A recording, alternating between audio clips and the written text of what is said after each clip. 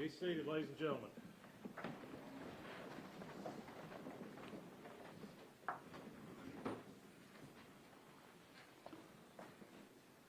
Good afternoon, everyone. Before we get started, I'm going to go over just a couple of housekeeping matters. Appreciate the folks from our law enforcement who are here today providing security for the building. Appreciate each of you, and your efforts have not gone unnoticed. I want to say that first and foremost. Second off, I want to just make aware that we are set for today for preliminary hearing in the matter of Mr. Austin Robert Drummond on the 4 counts that he had, on the 5 counts that he has before the court, the 5 cases with 2 counts each. I want to take this time just to go over with everyone. We're going to have some statements and some evidence that may be entered today that may be difficult to hear, may be upsetting to hear. If at any time you feel that you cannot sit and listen to the proceedings, I would ask that you step outside. If anyone does have to step outside, that's fine. I don't mind that. If a disruption is made, then you will be removed from the courtroom. And if further disruptions are made, the court has the right to hold you in contempt of court, or the sheriff's office has the right to issue charges for disorderly conduct. I don't want to see that happen, and I don't think that we're going to have that happen. But I just have to give everybody that notice prior to this hearing starting.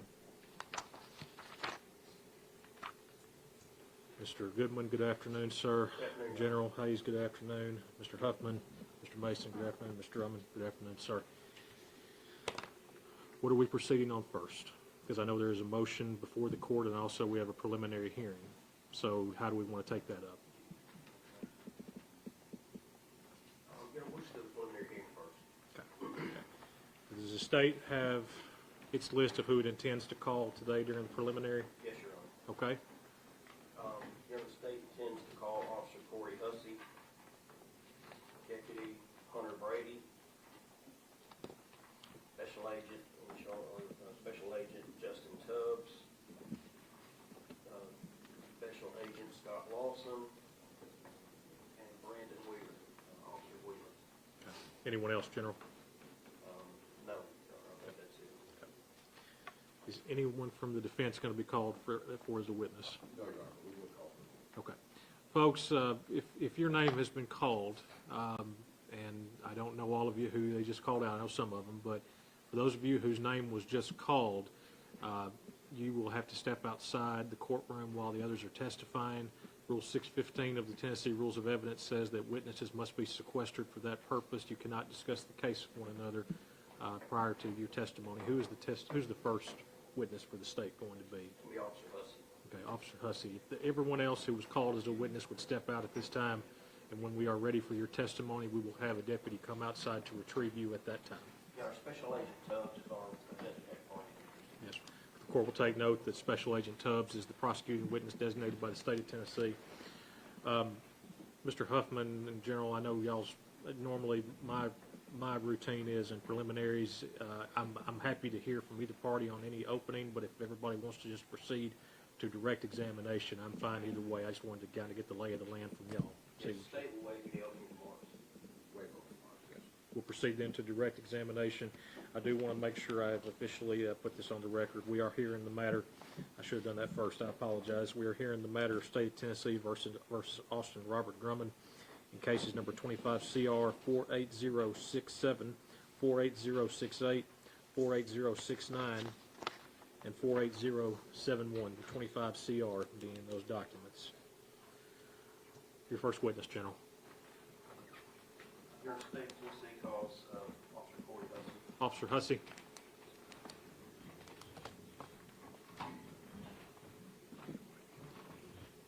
If you please come to the witness stand, sir. If you would, Ms. Jessica is going to place you under oath at this time. Raise your right hand. You solemnly swear affirm testimony you're about to give is the truth, so help you God. Thank you, sir. And Officer Hussy, be sure if you would to speak into the microphone. We've had these things kind of messed with and fixed in a much better way, and I appreciate our IT folks for that. But just be sure to speak into the microphone clearly because we are recording. Okay? Thank you. All right. Would you state your name, please? Corey Hussy. And where do you work? I'm a park ranger with Tennessee State State Park. Hold on. Give me 1 second. I want to make sure that they didn't totally kill us here. They didn't? Okay.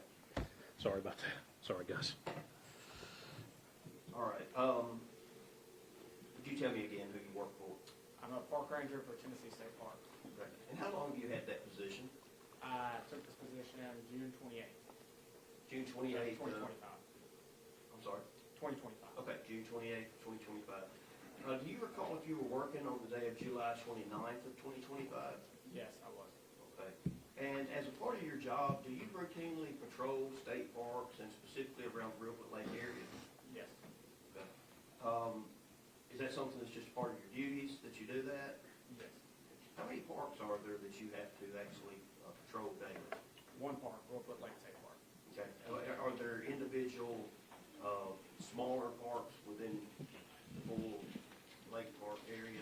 Yes, sir. There are individual units that are all attached to Reelfoot Lake State Park. Okay. Is there one on Carrington Road in Lake County? So the Carrington Road location is state land managed by TWRA. However, we operate programming and tours from an area on Carrington Road. Okay. So it's not actually a park, right? No, sir. Okay. It's just an area that's owned by the state and it's actually used by the state. Yes, sir. Is that area actually near the Northwest Correctional Complex? Yes, sir. Just an estimate, how far would you say it is from that area?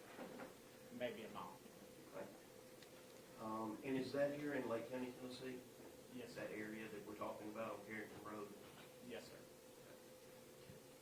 While you were patrolling that area on July 29th, 2025, did you notice anything unusual or anything that caught your attention that day? Yes, sir. Okay. Could you tell me what that was? So while patrolling down Carrington Road, shortly after 1 o'clock, I found 3 vehicles parked on the left side of Carrington Road. Okay. Do you know what type of vehicles they were? One was a black Dodge Charger, one was a Chevrolet Traverse, and the other was a Nissan Rogue. Okay. Did you see anyone out there? Any individuals standing around the vehicles or inside the vehicles? I did not see them. What'd you do after you noticed the vehicles? Did you stop, get out? Did you do anything? I proceeded past the vehicles when I was making entry down Carrington Road. Then I turned around and proceeded back out from that location. Okay. As you came back out of the location, were all the vehicles still there? No, sir. Okay. Which vehicle was no longer there? The Nissan Rogue had left in the time it took me to turn around. Okay. Did you notice anything about the Nissan Rogue that was unusual for this area? It had a California tag. I want to hand you this photograph. You would look at that photograph. Do you recognize either one of those two vehicles in that photograph?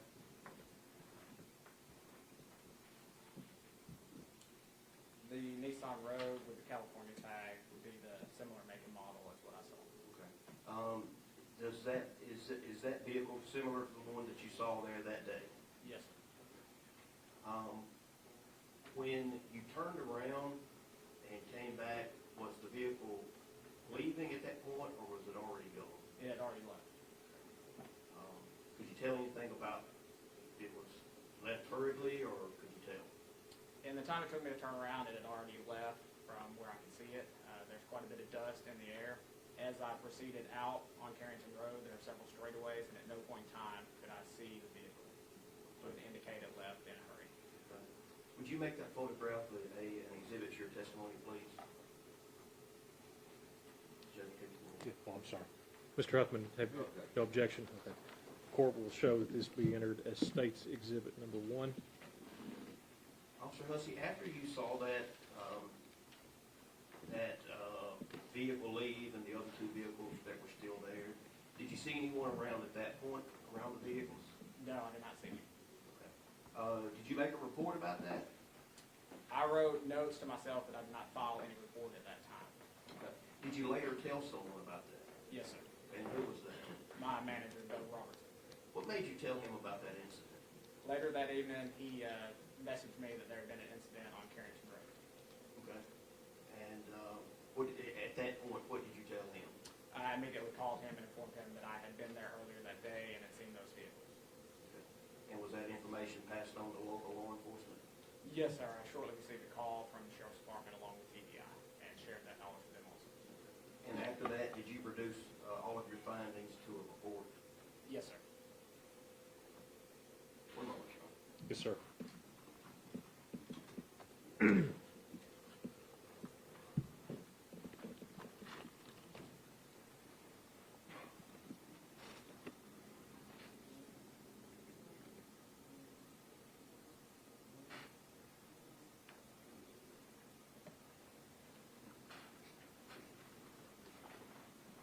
You stated that when you first saw the vehicles on Carrington Road, that you drove past them and then turned around.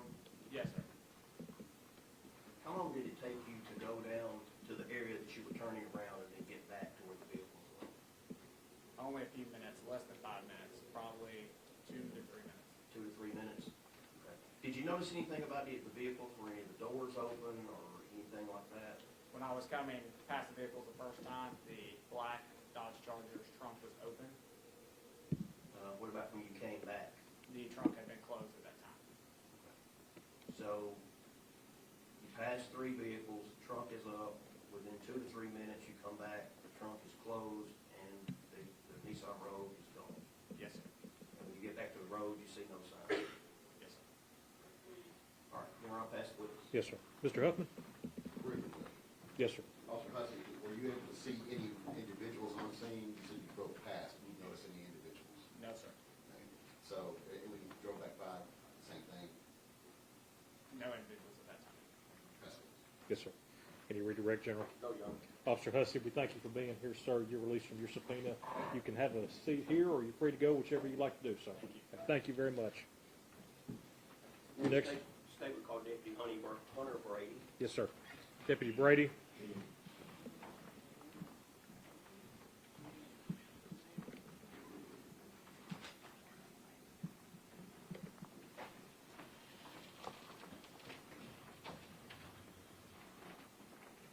Yes. They can hear you. Absolutely.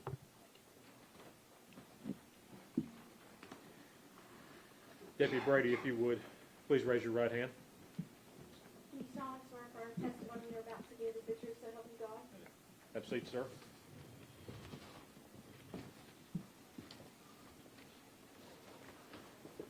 Good afternoon. Would you state your name, please? Hunter Brady, And Deputy Brady, where do you work?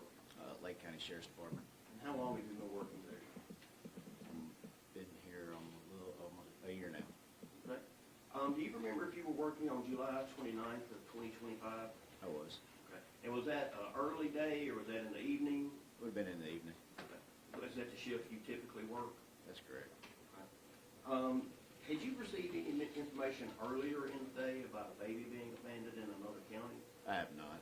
Okay. Had you heard anything about that? Just on what I seen on social media. Okay. But you had seen that earlier that Yeah. day? Okay. Did you know at that time who the parents of the baby was that was dropped off or anything about that? No, I did not. Did you receive a call later in that evening that vehicles that may have belonged to the baby's family had been located? I did. And who did you get that call from? One of the family members of, I believe, one of the victims involved. Okay. Did they call you directly or did they call dispatch? They called our dispatch. Okay. And you were dispatched to that area? That's correct. Okay. Where did you go? Where was the area that you responded to? Carrington Road. And is Carrington Road in Lake County? It is. Once you got to Carrington Road, what did you do? So when I first got there, we spoke with the female caller. She advised that she found her family vehicles parked back on the dead-end road, which is halfway down. And I made my way down there and located the white Chevy Traverse and the Dodge Charger.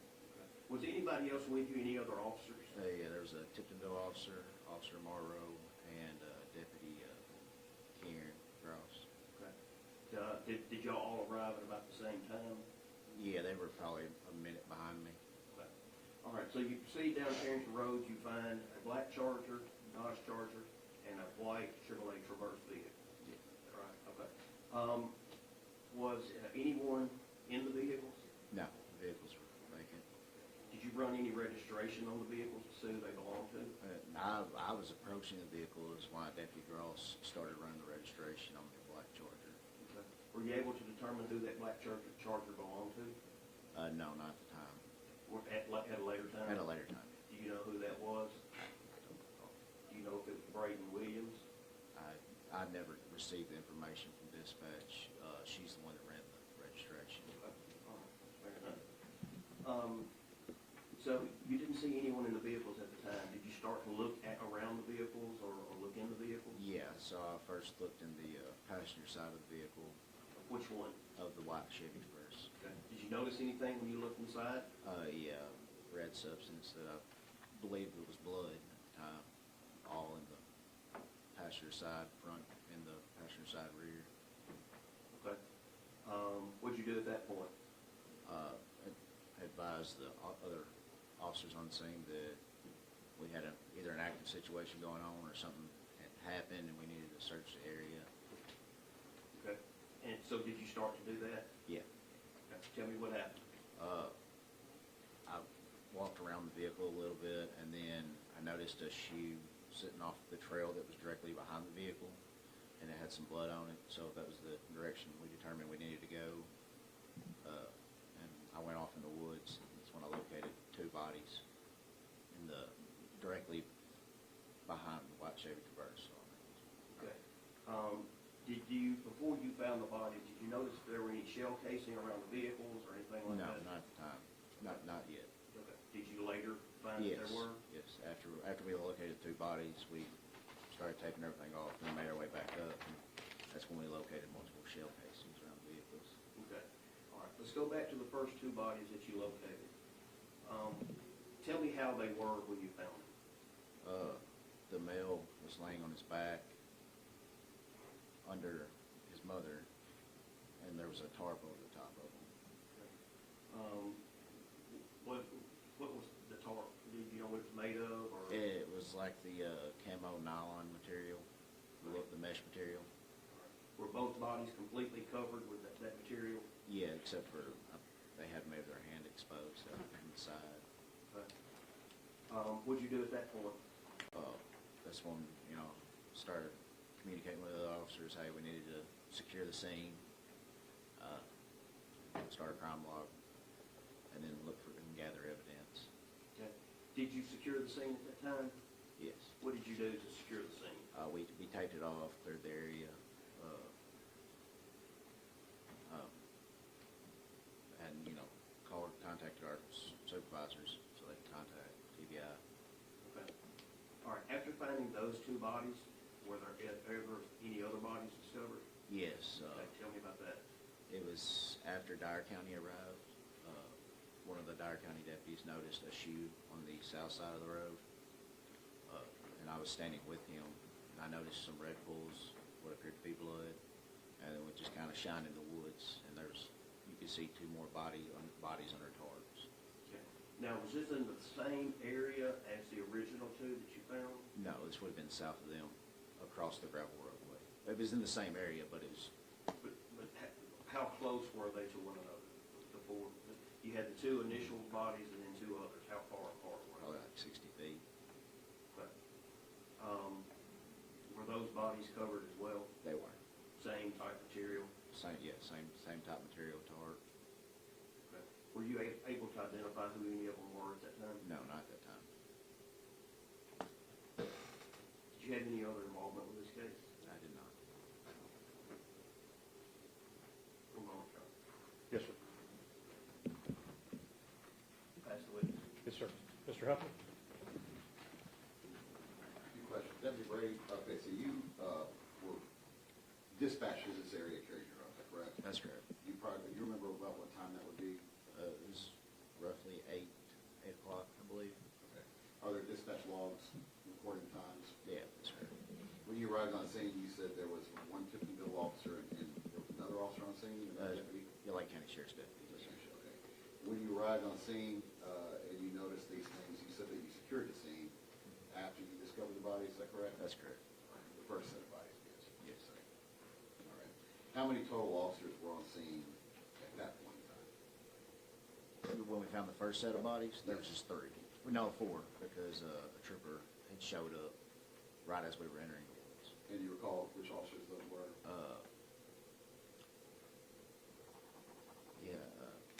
Hayden, Trooper Hayden. And did you write any reports or anything like that? I did. Would those names be located in that report as well? Yes. All right. You said when you were on scene, you secured the scene by taping it off? That's correct. All right. And how long after arriving on scene and discovering bodies did you do that? It was within minutes. All right. And contact your supervisors and they contact your TBI, is that correct? That's correct. Were you wearing your body-worn camera at that time? I was. Was it active at that time? Yes. Is that footage backed up? Yes. And available for the discovery? Yeah. Were you in a marked vehicle? I was. Does that have a dash cam? It does not. The other officers, do you know if they had body cams or dash cams? They have body cams. We don't have dash cams. To your knowledge, were those active as well? To my knowledge, yes. And when you were securing the scene, were you doing any evidence collection? We was marking evidence as we were finding it, yeah. Okay. Did you remove any items? No, Did you take any photos at that time? I did not, no. Yes, sir. Any ready, General? No, Your Honor. Deputy Brady, thank you, sir. You're releasing your subpoena. You are either free to go or free to stay, whichever you'd like to do, sir. Your next witness, General. I'm just gonna call Officer Brendan Wheeler. Officer Wheeler.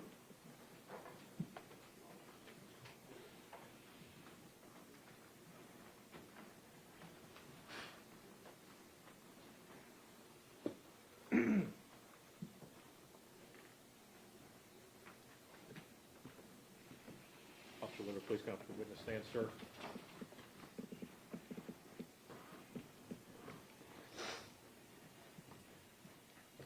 And if you would, sir, please raise your right hand. Do you solemnly swear affirm testimony you're about to give is the truth, so help you God? I swear. Thank you, sir. Be sure to speak in the microphone.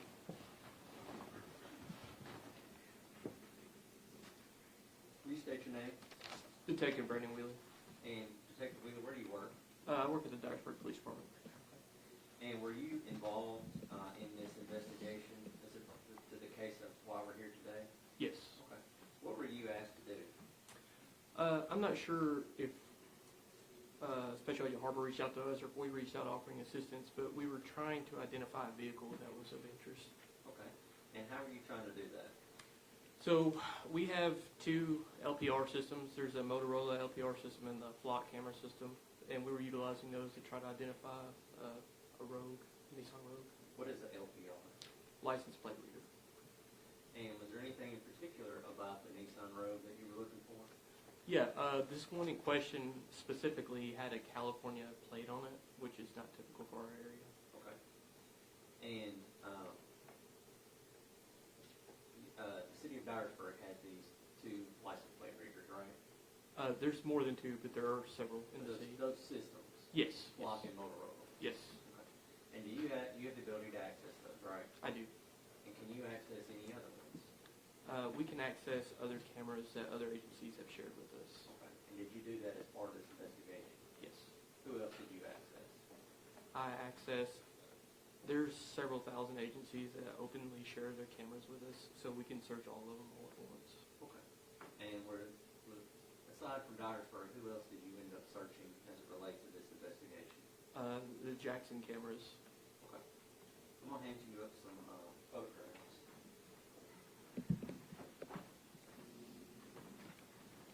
Thank you. Do you recognize that one? I do. Okay, and what is it? It's a picture of the silver Nissan Rogue with the California plate. All right, and what system did that come from, Flock or Motorola? This is from the flock system, And is that in Jackson or Dyersburg? Jackson.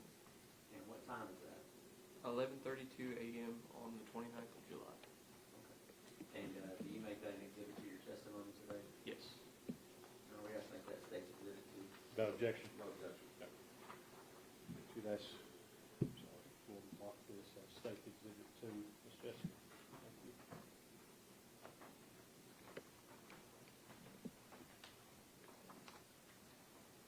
And Officer Wheeler, do you recognize what's also been handed up to you now? I do.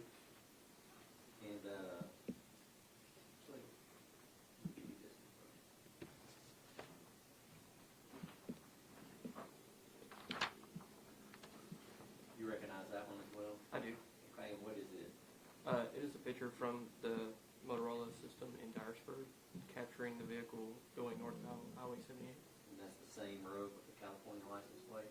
It is. It's the same license plate as we saw in the first picture? It is. Okay. And what time of the day is that one captured? This one was captured at 12:39 p.m. on July 20th. And where is that one located, where is that particular camera located at in Dyersburg?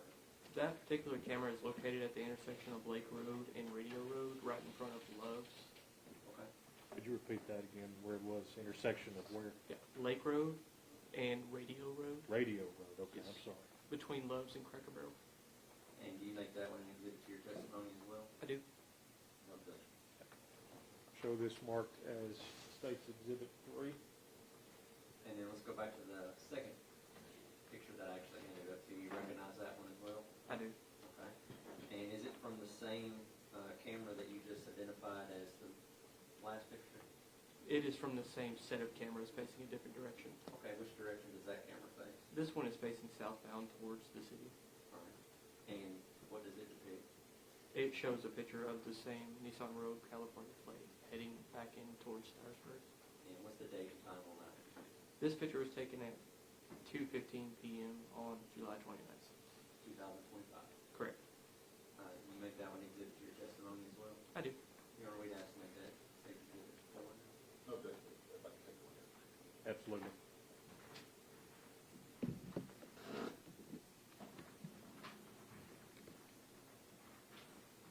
Show this marked as State's Exhibit number 4. One more photo then. Yes, sir.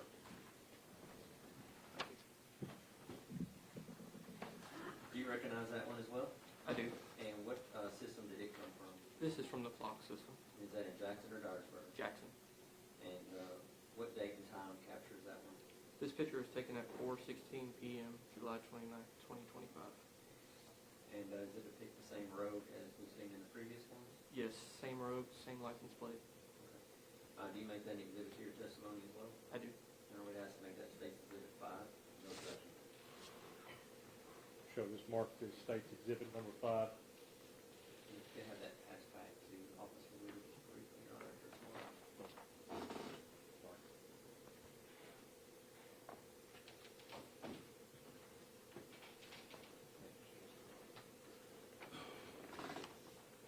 Officer Wheeler, on that last photo, was there anything of significance that you noticed? Yes, this is a photo taken from the front angle of the vehicle, and you can see the driver in this photo. Okay. And can you describe the driver? The driver appears to be a white male, has a goatee, and looks very similar to the defendant. And was there anything that you noticed about the vehicle in that photograph? Yes, so the vehicle in this photograph appears to be much dirtier, especially around the wheels and the rims, than it was previously earlier in the day. Your Honor, I'll pass the witness. Yes, sir. Mr. Huffman? Just a few questions. Detective Wheeler, so you were asked to look for a Nissan Rogue with California plates, is that correct? I don't remember the exact parameters, but I believe we were looking for a Rogue with California plates. Did you have a plate number? No, sir. Once you located the vehicle in the photos that was presented in the evidence, did you continue looking for other Nissan Rogues with California tags? Yes. Okay. Did you find any more? No. And the only photo, I believe, was Exhibit 5, was the front view of the vehicles. There are other ones from the rear, is that correct? I don't remember exactly, but I think they were all from the rear. Okay. And then the one on Exhibit 5, which is in the front. Yes. That's all. Any redirect, gentlemen? No, Your Honor. Detective Wheeler? Thank you, sir. We appreciate it. You're free to go, free to stay, whichever you choose to do, sir. Your next witness, General. Special Agent Scott Lawson. Agent Lawson.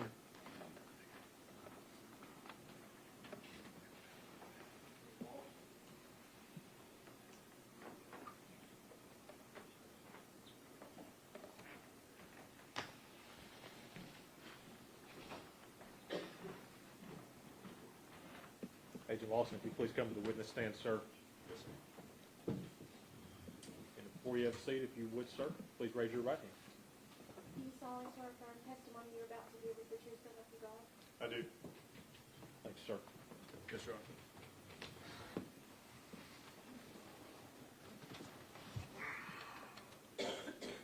State your name, My name is Scott Lawson. and do you work for the Federal Bureau of Investigation? I do. Okay, what is your current assignment with the FBI? I'm a special agent on the Safe Streets Task Force. Okay. And were you involved in the investigation as to this homicide in Lake County? I was. What role did you play? Most of my experience is in the command post assisting with cell phone analysis from tolls, working with timelines and video review to assist in the exploitation of cell phone data. Okay. And have you received training on cell phone data? I have. What kind of training have you received? I'm a member of the FBI's child abduction team, and we get yearly training with our cellular analysis survey team. That's the experts at FBI headquarters with analyzing cell phone data, geolocation data. So when we deploy with the child rapid deployment team, we are consistently working in partnership with the CAS team to analyze cell phone data and kind of feed each other back and forth to further investigations. Okay. And is that what you did here? Yes, sir. Okay. What specific cell phone data did you look at? We started off our investigation by doing a deep analysis on the tolls of the victims' cellular telephones. When I say tolls, I'm speaking of the incoming and outgoing calls from the victims' phones to include records of incoming and outgoing text messages. Okay. And when you did that, did you notice anything in particular? Yes, we worked off a theory due to many of the victims arriving at the scene where they were murdered at various times, right? So they didn't all just appear there together. So we worked under the theory that someone must have organized a meeting or at least some type of reason to get the 4 victims to the crime scene. So as we were looking at the victims' tolls, we were looking for any unknown or unusual cell phone activity, particularly any cell phone number that would have contacted any of the victims consistent with maybe asking them to come to this location. Okay. And did a number stand out? There was one number that was immediately interesting. It showed up on the cell phone analysis at approximately 6:38 that morning, 6:38 a.m. That number was unknown as far as the tolls that we had analyzed to that point of known numbers of associates of the victims. In addition, another thing that we do when we're working these investigations is try to determine when the victims' phones stop taking calls, right? We're trying to work on a timeline. We're trying to narrow everything down so that our cell phone data is strong as possible. We noticed from the 4 victims' phones that none of the victims answered a call or made a call after 7:01 a.m. So knowing where they were located and when their phones stopped answering calls, we knew that whatever had happened to them had most likely happened right around or just before 7:01 a.m. And the number that stood out, was that 731-345-7426? It was. And so prior to 6:38 that morning, there wasn't on any tolls of the victims? Right. We subpoenaed the number and ascertained that that phone had just came on for the first time ever that morning, and that it had been purchased the night before at a Walmart in Dyersburg, Tennessee. Okay. And so what else did you do next? We asked for tolls for that cell phone number to ascertain who, at that time, we could only see when it had called one of the victims' phones, which we had their tolls. So we now asked for the tolls of the number ending in 7426. One of the first things we saw when those tolls came in is that at 7:01 was the last call with one of the victims, Adriana Williams, and at 7:25 it was calling persons associated with the rental of the Nissan Rogue car that was in question. So we knew pretty confidently that that number was very interesting to us. We then asked for the cell phone company to provide geolocation records for the cell phone 731-345-7426, and immediately we ascertained that that number had been at the crime scene and had started traveling south from the crime scene at approximately 7:24 a.m. As I mentioned earlier, my job is to combine the phone, the video reviews, and the timelines to make it tell a story, to help it assist in telling a story. We also had ascertained that Matt Wilson's vehicle was also going south from the crime scene, passing a camera at approximately 7:25 a.m., and the cell phone data put this newly identified cell phone number passing that same camera at a time consistent with Matt Wilson's truck going southbound. And Mr. Wilson's truck is a late 80s F-150. That's correct. Can I ask one thing? I'm sorry. When you say passes the camera, are you referring to the camera that, where was that camera? I should have been more specific. Yes, sir. So I apologize. No, absolutely. There was a fire station on Highway 78 just north of the main intersection here, headed towards the crime scene, and that was the video that caught the F-150 traveling southbound at 7:25 a.m. There had been some testimony about cameras, and I was trying to make sense of which one it was talking about, so Yes, sir. apologize for interrupting the agent. Yes, sir. All right, Agent Lawson, you had mentioned that 7426 caught a number associated with a rental. Can you explain that? Yes, due to some good work performed previously, there was a Nissan Rogue that had been identified that had been rented in Jackson, Tennessee the day before and picked up on the morning of the homicide. This vehicle was captured on license plate readers going northbound towards the crime scene and then going southbound away from the crime scene at a time later in the afternoon. In addition, there was some identification of the vehicle from a park ranger being seen at the location. The investigative team followed up with the rental agreement and with Enterprise Rental Car to learn about who had rented this vehicle, and identified a Michelle Obelis, I may not pronounce the last name correctly, Obelis, as being the renter.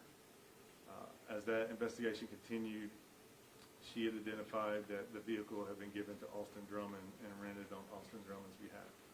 Okay. And did she have any connection to the defendant, Mr. Drummond? Her boyfriend, Giovante Thomas, was closely associated with Austin, and she was also closely associated with an individual named Tanaka Brown. Our phone toll analysis identified that at 7:25, as that number 731-345-7426 was leaving the crime scene, it was jumping on a three-way conference call with Tanaka Brown and Giovante Thomas. Okay. And then what happened next? So, obviously at this point, we were extremely interested in just learning everything we can about the user of this telephone number. We learned that upon departing the crime scene, it traveled to an area in Dyersburg commonly known as Bikini Bottoms. Bikini Bottoms used to be like an off-road recreation vehicle area for ATVs and such. When the phone arrived, and a point of interest, as this phone is traveling south towards Bikini Bottom, one of the victim's phones is traveling in concert with that phone, so that was very interesting to us as well.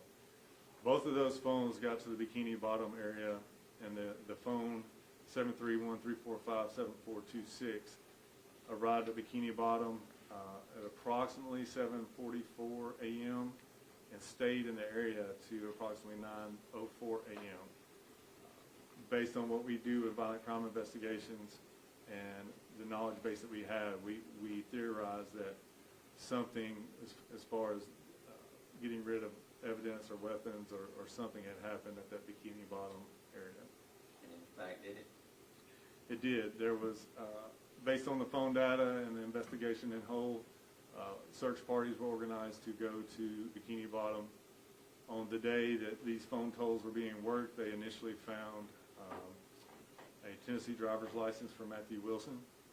And the next day, we found Mr. Wilson's vehicle down a ravine there at Bikini Bottom. And that's the late 80s F-150 truck? Yes, sir. Did 7426 stay at Bikini Bottom? It stayed there till about 9:04 a.m., and then it began a southeastwardly travel towards Jackson, Tennessee. Okay. And did it eventually reach Jackson? It did. Do you know what time? I'll refer to my notes for a more specific time.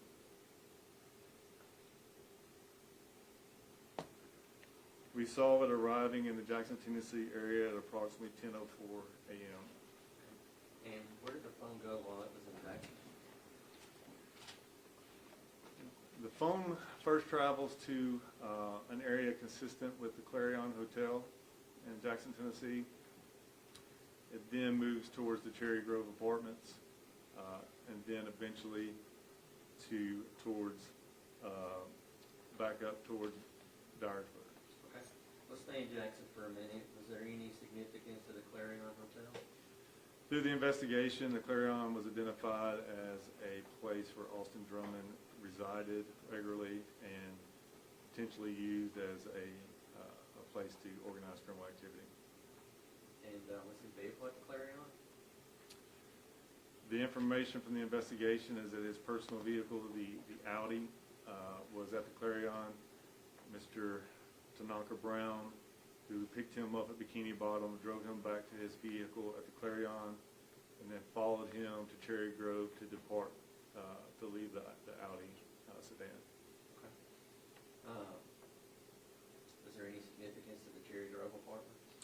Cherry Grove Apartments is where Mr. Drummond's girlfriend, Caitlin Speed, resided. The investigation revealed that when his vehicle was departed at the Cherry Grove apartment complex, that he ascertained some cleaning style brushes at the apartment. And then you said after that it starts moving back north towards Dyersburg? There's a little time with it still being in Jackson, but by 11:55 a.m., the phone began a northwestern travel towards Bells, Tennessee. And then it reaches Dyersburg? We have the phone in conjunction with the license plate readers being in Dyersburg at 12:39 p.m. and by 1:04 p.m. being back north of Tiptonville near the crime scene. And did it stay at the crime scene very long? The phone appeared to stay, and just one note of reference for an education and this geolocation stuff with phones. You get these records either when a phone call is placed, a text message is placed, or some type of data transfer between the phone and the network. So Instagram sends you a notification, or your bank pops up and says you overdrafted. Like any kind of data transfer, you'll get a location data. But a person could be at a place a couple minutes before, and we would not see that due to if there was no data transmission. Could stay at a place a couple minutes after. These time frames are based on a call being made or a data transfer happening. So the last data transfer we saw near the crime scene was at 1:14 p.m. All right, and then what happened? 1:38, we started seeing timing advanced data southbound from the crime scene. Timing advanced data. Timing advanced data is how a cellular tower communicates with the handheld phone device. So, in a nutshell, the cell phone towers that you see have 3 sectors that cover a 360-degree circle. Each of these sectors cover approximately 120 degrees. When a phone is on a network, it's constantly sending some type of signal to the phone to determine how far away it is from that network. And the primary reason is a business sense from the phone company.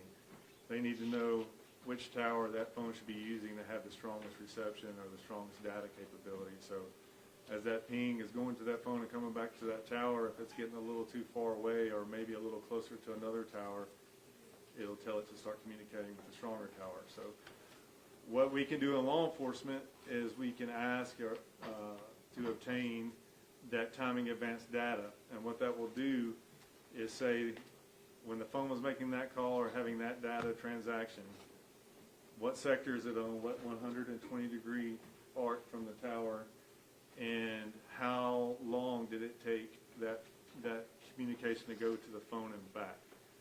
So if you have 120 degrees and you're measuring the time from the tower to the phone and back, you're able to say that phone is somewhere in that arc that represents the amount of time from the tower and back. So at 138, you start seeing timing advance data moving south from the crime scene? That's correct. Okay. And what happened next? Still tracking south towards Dyersburg through 2:14 p.m. Then we have another license plate reader hit in Dyersburg at 2:15 p.m.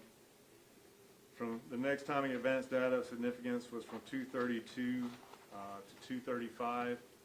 It was tracking towards Friendship, where the 8-month-old Westland was dropped off.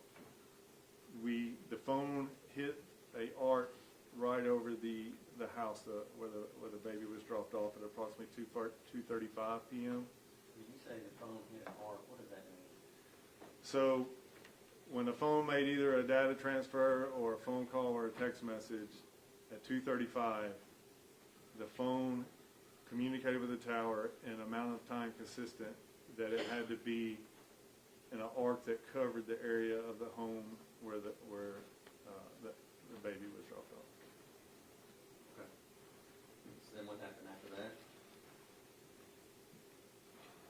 Around 2:35 to 2:55, the phone starts slowly going back northbound towards Dyersburg.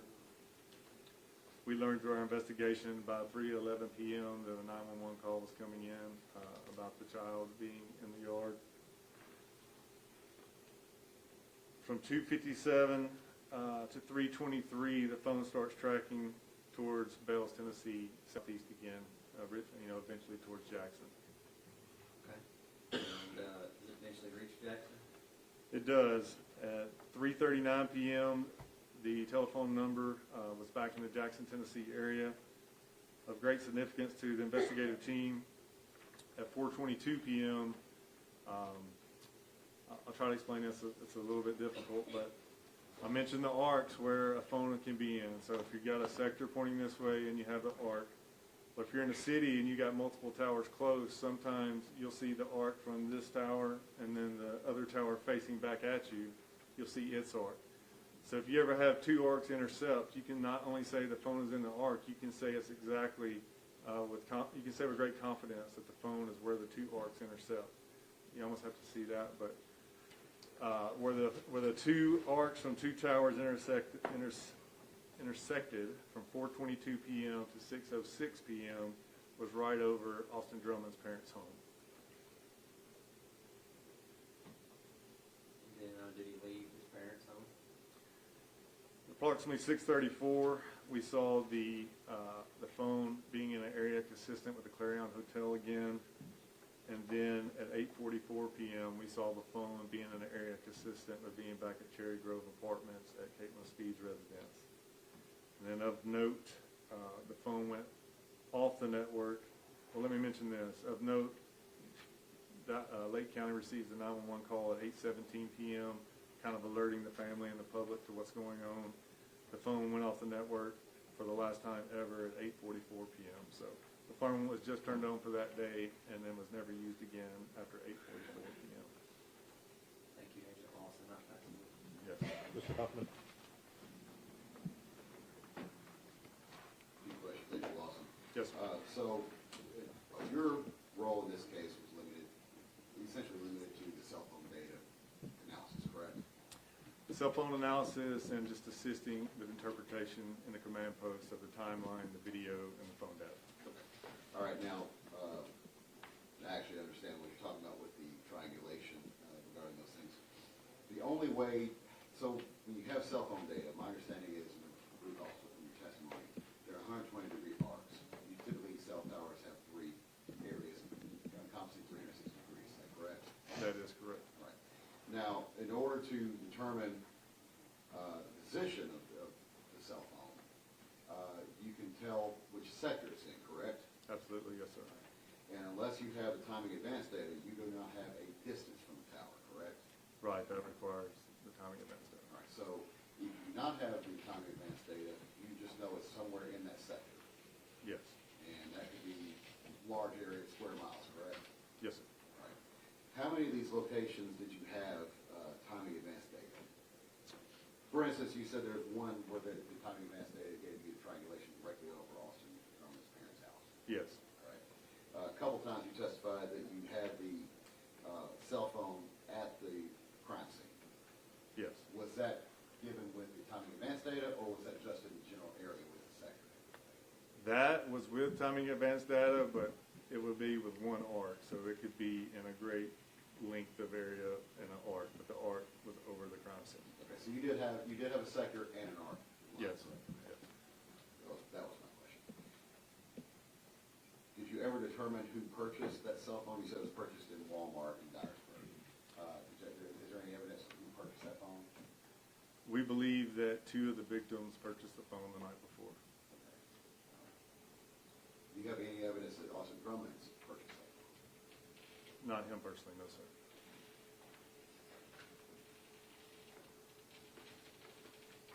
In Bikini Bottom, you said that you located the Tennessee license of Matthew Wilson as well as his truck in a ravine, is that correct? The truck was in a ravine.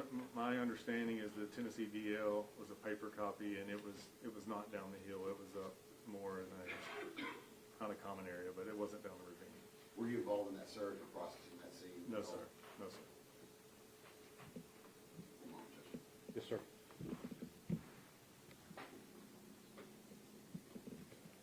No further questions. Any redirect, General? No, Your Honor. Okay. Agent Lawson, thank you very much, sir. Yes, sir. Thank you. Your next witness, General. Special Agent Justin Tubbs. Agent Tubbs, if you would please come to the witness stand, sir.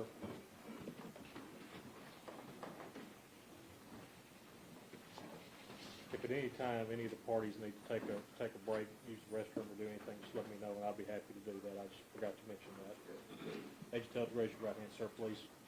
You solemnly swear upon the testimony you're about to give is the truth, so help you God? I do. Thank you, sir.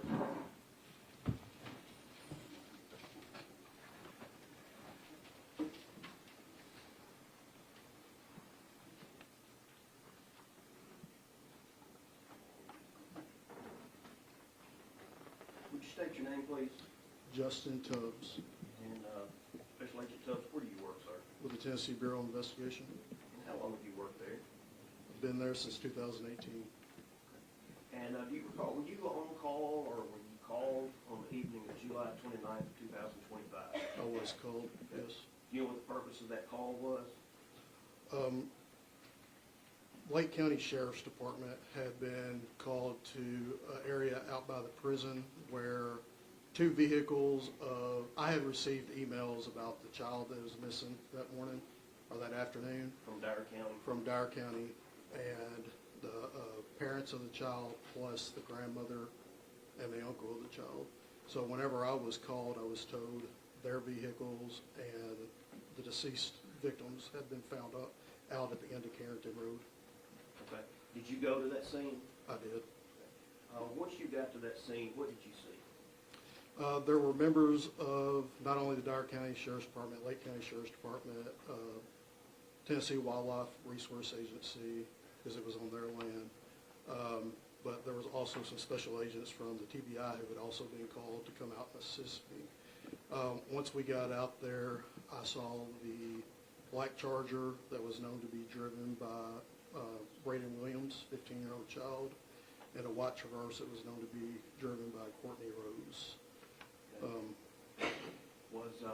Was anyone inside the vehicles?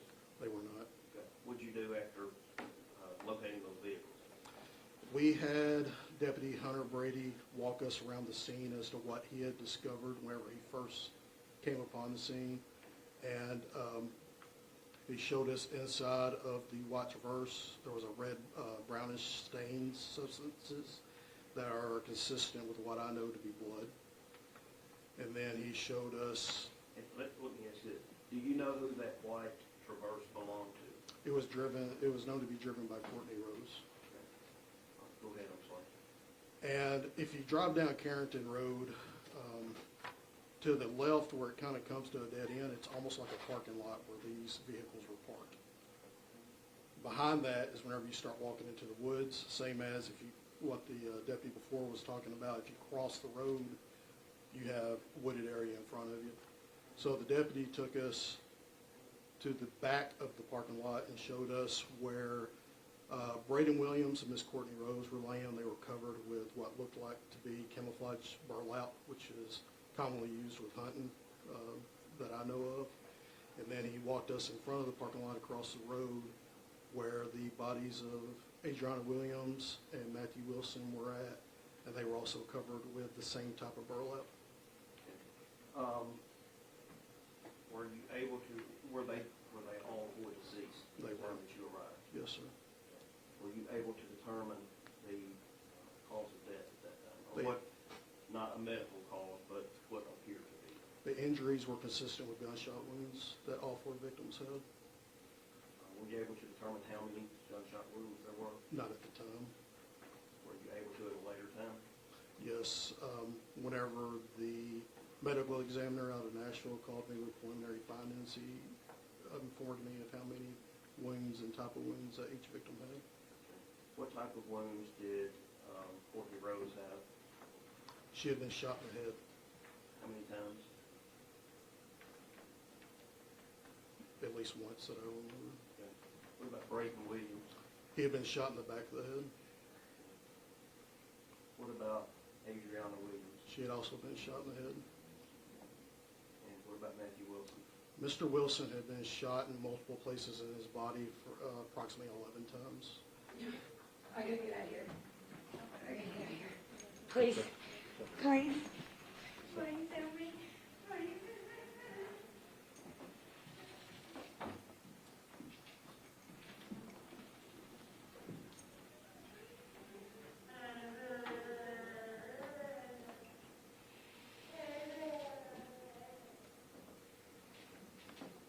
Go ahead, Joe.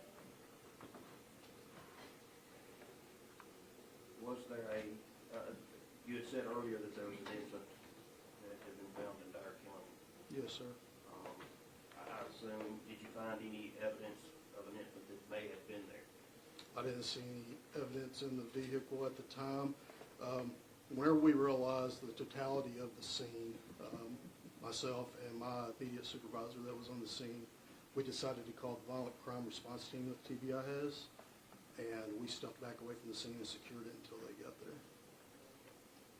And after they got there and they processed the scene, did you continue with the investigation? We did. We set up a command post away from the crime scene at the Old National Guard Armory here in Tiptonville. Were you eventually able to develop a suspect in these homicides? We were a person of interest, And yes. who was that?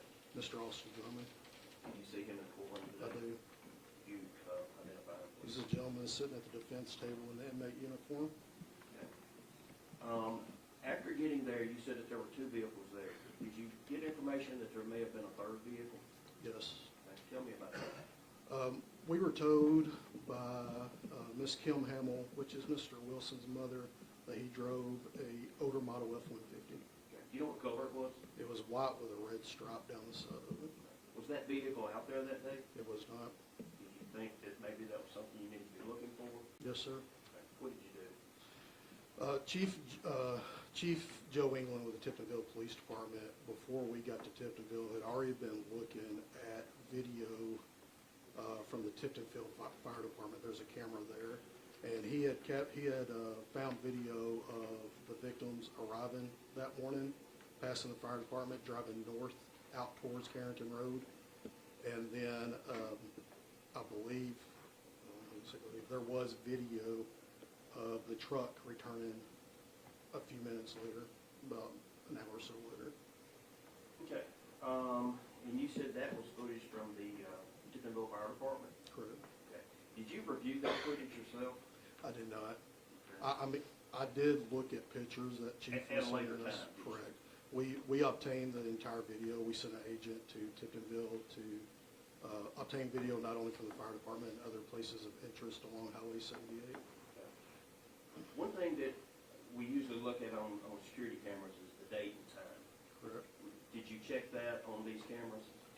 On the fire department camera, I did ask the chief to check what the time on the timestamp was on the camera footage versus the real time. Okay, and was it accurate? It was not. Okay, what, about how far off was it, just approximately? Approximately 53 minutes. Approximately 53 minutes, okay. Was the date correct? Yes. All right, maybe hold on, I'm gonna show you a video on the screen there.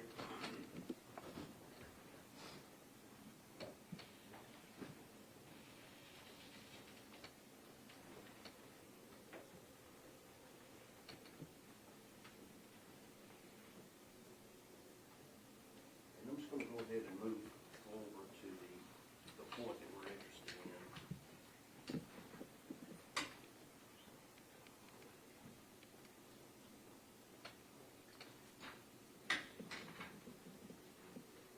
General, while you're pulling that up, I want to ask one question. You're saying, I just heard a moment ago, you said on the time period right there, which is marked in the right-hand corner of the screen, the bottom right-hand corner, that is actually, if it's saying 5:35, it's actually 53 minutes ahead in time. Is that what you're saying? So if it's 5:35, it's going to be 53 minutes. So the time that's on there is 53 minutes slow. Okay, so it should be 6:28 or 6, somewhere around 6. Approximately. Okay, Yes, sir. I just wanted to make sure of that. Thank you. Okay, I want you to look at this camera at the fire department. Tell me if you can tell me what these, I'm sorry, let me back up just a second.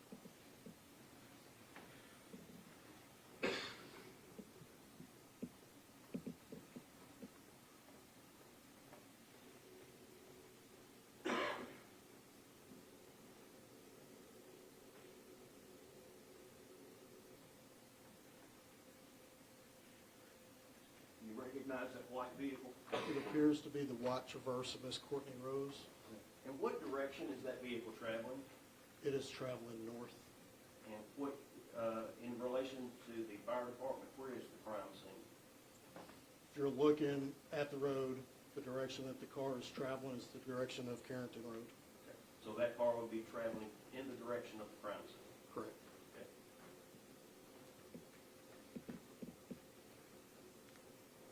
And then you recognize that vehicle? It appears to be the vehicle that Mr. Brady Williams would have been driving. Okay. And this would have been, since the time is off, approximately 6:28, somewhere around that time? Correct.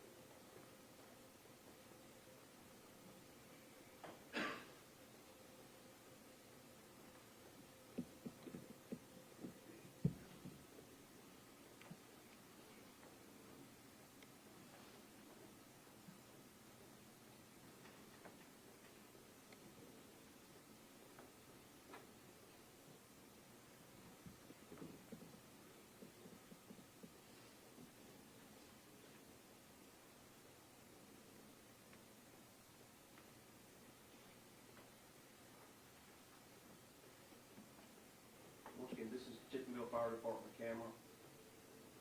Is that right? Correct. Pointed south.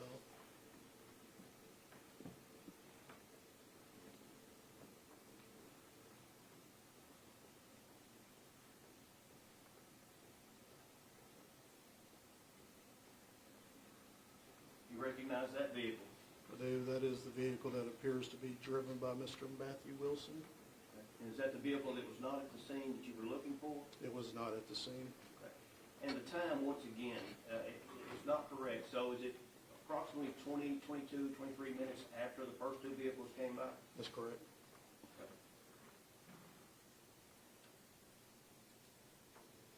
And then did you later find a video from the fire department as well of one of the vehicles or any of the vehicles leaving the scene? We did. Was there a video of all three vehicles leaving? No, sir. How many vehicles were actually leaving the scene? It was a video. On this video, it only captured the truck of Mr. Matthew Wilson. Was it Mr. Matthew Wilson in the truck, or was it just his truck? It was just his truck, from what I can tell. I couldn't see. I can't ascertain who was in the vehicle.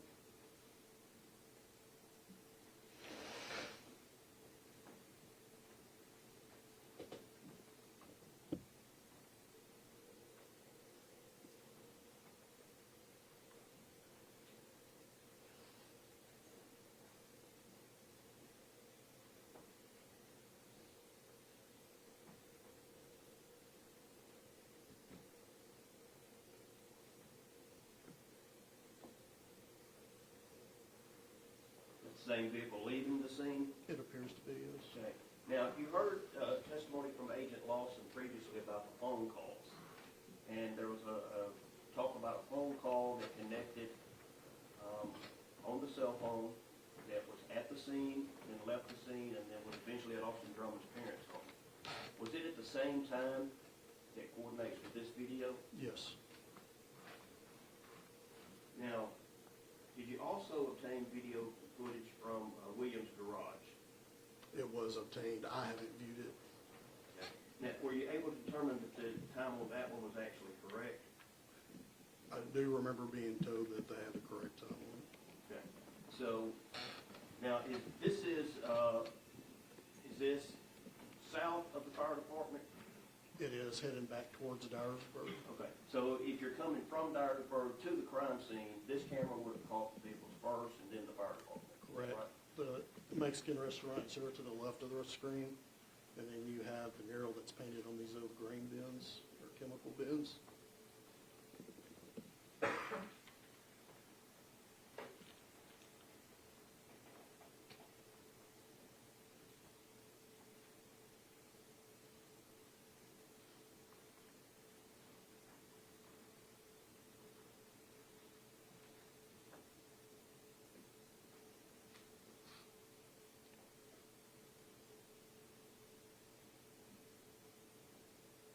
Okay. Is that the same white Traverse we saw previously? It does appear to be the same white And Traverse. that time is 6:27 a.m. Is that correct? That's correct. So that time is actually accurate. That's the time that the vehicles were actually going towards the crime scene. The real time, whenever this video was seized or collected, was the same time as what the live image on the screen that they were watching the video was. So yes, that's the correct time. So that would have been the correct time. And then the black vehicle that is trailing, That appears to be the same Dodge Charger that was at the crime scene.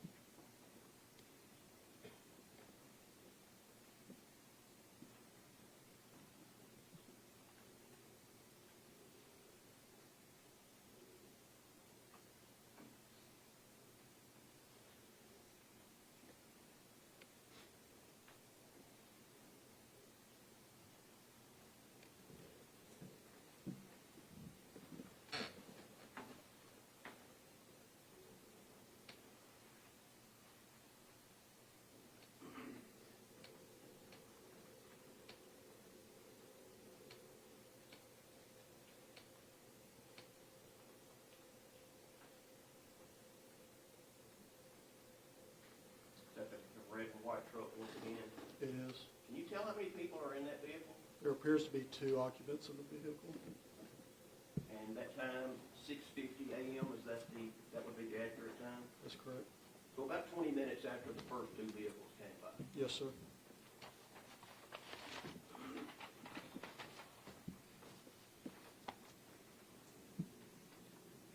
going to show you one other.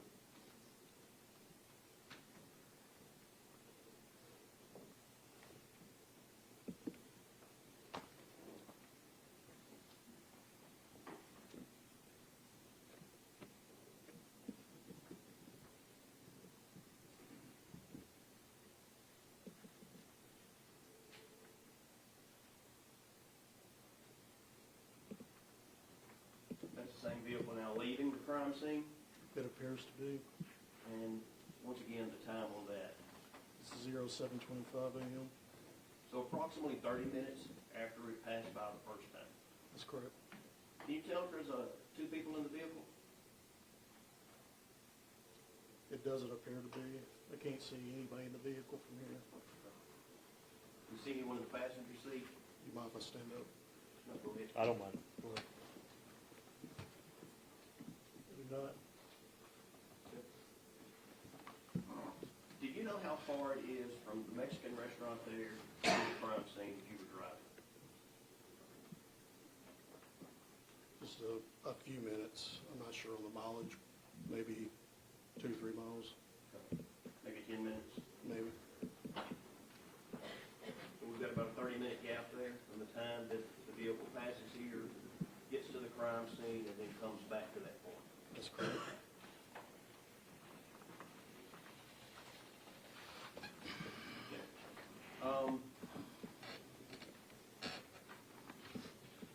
Did you later find that red and white vehicle? We did. Where was it found? It was found in the Bikini Bottoms area. The day before, the paper copy of Mr. Wilson's driver's license had been found. I believe it's commonly known as the Three Cross Memorial, or the Karen Swift Memorial. It had been found by some citizens. We had some people go out there and collect it. The agent at the time believed he saw, it was getting close to dark, believed he saw some tire tracks going down the gully, the ravine, whatever you want to call it. So we set up a search for the next morning. That morning we had TBI out there, Tennessee Wildlife Resources, members of the Dyer County Sheriff's Department, and they found that truck down that ravine covered by kudzu bones. Now, if we can go back one other thing, the video that we just showed, the truck as it was leaving Tiptonville, was at 7:25 a.m. Correct. Okay. When you heard the testimony of Agent Lawson, did you hear him testify that there was a three-way call taking place at that exact time, 7:25 a.m., Yes, sir. between Austin Drummond, Tanaka Brown?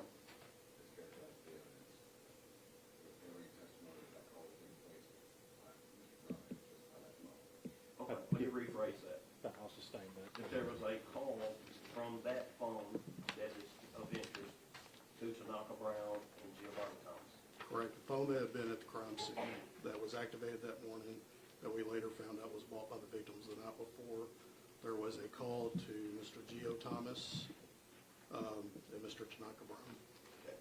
And at that exact time that it was passing that Mexican restaurant, 7:25 a.m., the call was being made. Approximately correct, the exact time, yes, sir. All right, so now let me go back to the vehicle that was found. Did you receive any information about how the vehicle got there? I did. Yeah, it got to Bikini Bottoms? Correct.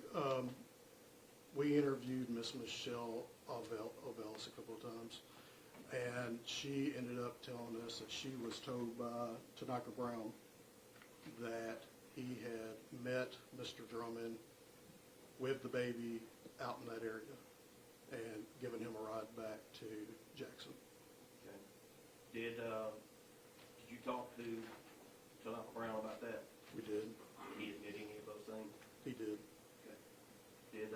Did he make any statements about assisting to push the vehicle? He did not, but he did make that statement to Miss Ovelis's boyfriend, Gio Thomas. Okay. Did Mr. Brown bring anything with him when he picked up Mr. Drummond? During an interview with Mr. Brown, he informed me that whenever he was on that three-way call with Mr. Drummond, Gio Thomas, that Mr. Drummond had asked him for a ride, and he also told him to pick up cleaning supplies. Well, he said he stopped at Walmart in Jackson and bought gloves, bleach, and trash bags. Okay. Do you know if those supplies were used at that crime scene or at the scene of the truck? We were told by Mr. Brown and Miss Ovelis that whenever they returned the vehicle, there was cleaning supplies and trash bags in the trunk along with a gas can. Okay. So, Mr. Tanaka Brown admits that he picks up Mr. Drummond and the baby from Bikini Bottom Correct. He also told Mr., I'm sorry, and takes them where? takes them to, the first place he took them was to the Clarion Hotel in Jackson off Carriage House Drive.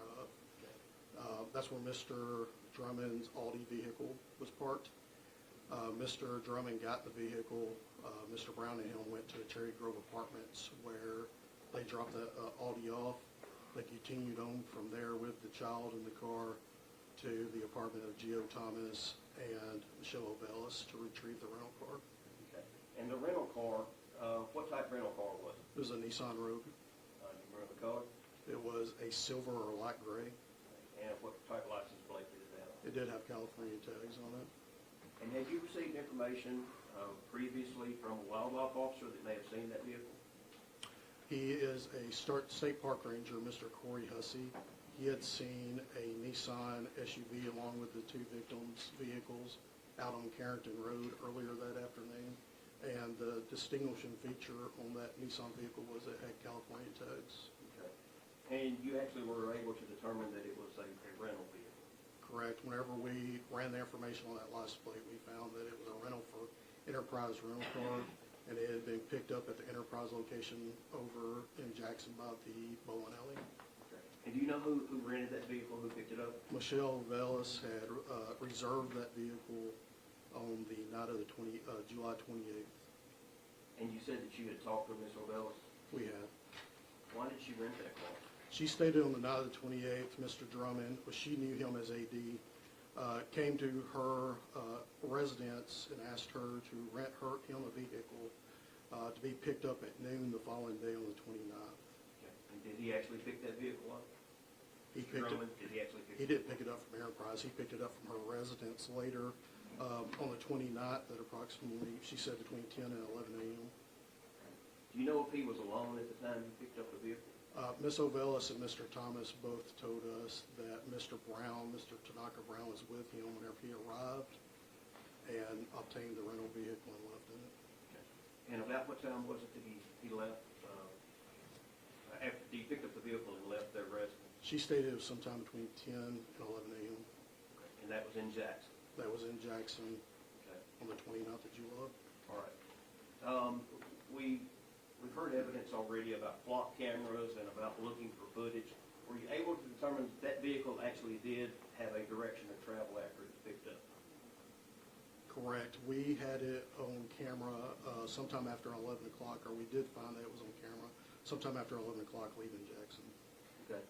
Which direction did it go? It was headed north. Okay. And once again, is the crime scene north of Jackson? It is. Okay. Did it eventually make its way to Dyersburg and then back to Lake County? It did. It was recorded at the intersection over by Love's at Cracker Barrel in Dyersburg, Okay. heading towards Lake County, north towards Lake County. And was the picture clear enough to see if it was clean, dirty, anything about it? It was. It appeared to be a cleaner car. Okay. Was it later seen coming back into Dyersburg? It was. And was there a difference in the car as far as the cleanliness of the car? I do not recall if it was the camera there in Dyersburg or if it was a camera in Jackson, but it did appear to be dusty from the bed line of the doors, including the tires and rims. Okay. The road out on Carrington Road, is it a paved road out to the area of the crime scene? From what I recall, when you first turn onto the road, it's semi-paved and turns into a gravel road. Okay. And the area where the crime scene actually is, where the cars and the bodies were, was a gravel parking lot. Okay.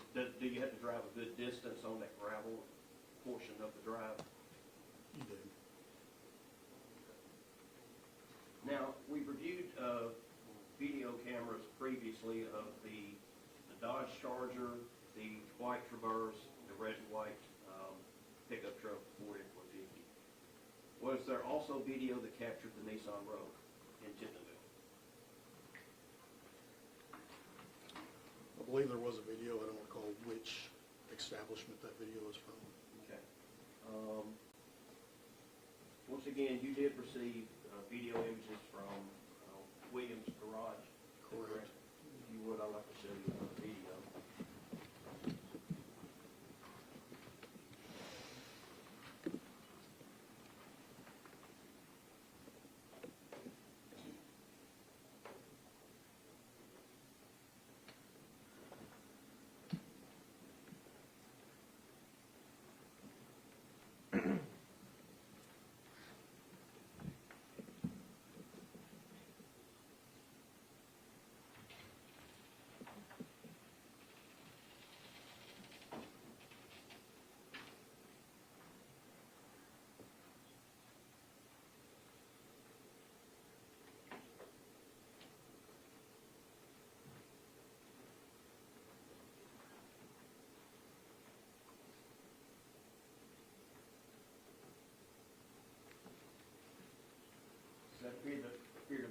Nissan Rogue that had been rented?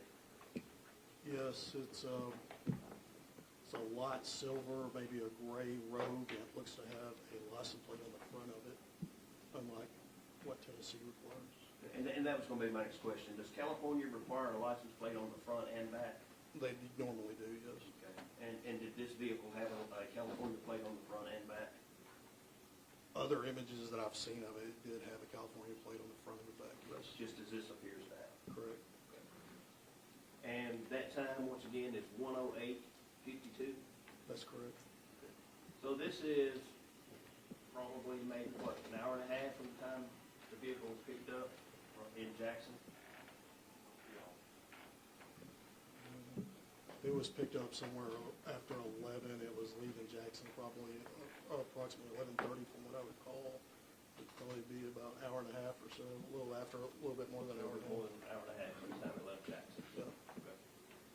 All right, and let me show you one other video. And once again, notice that time, 13:08. Do you recall the time that the vehicle was seen by the park ranger? Whenever we first interviewed him, he believed that he saw it somewhere between 1 and 1:15. And that was 1:08, is that correct? Correct.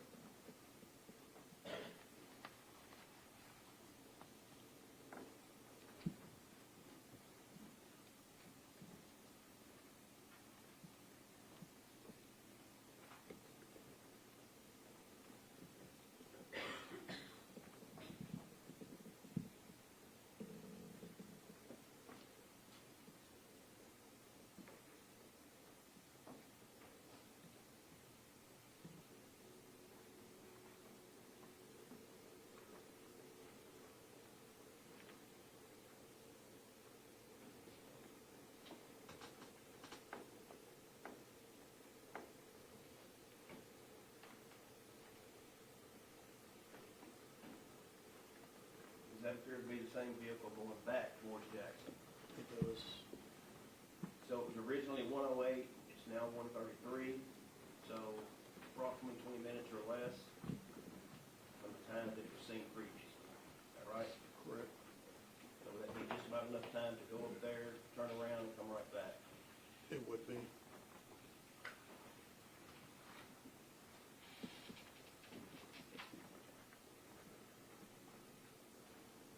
Did you have information that at this time, the infant was still with Mr. Drummond in the vehicle?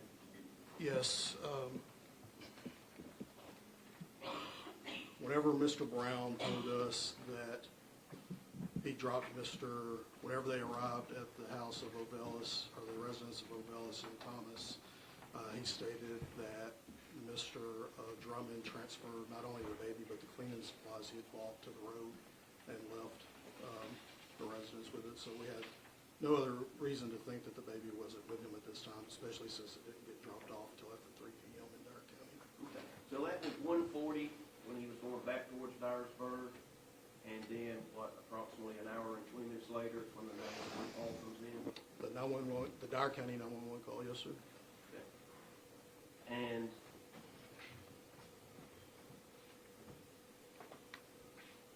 this may be a silly question, but do you know if Mr. Drummond was the legal guardian of the child? No, he wasn't the legal guardian of the child. Do you know if he had custody of that child, had permission to have the child? No.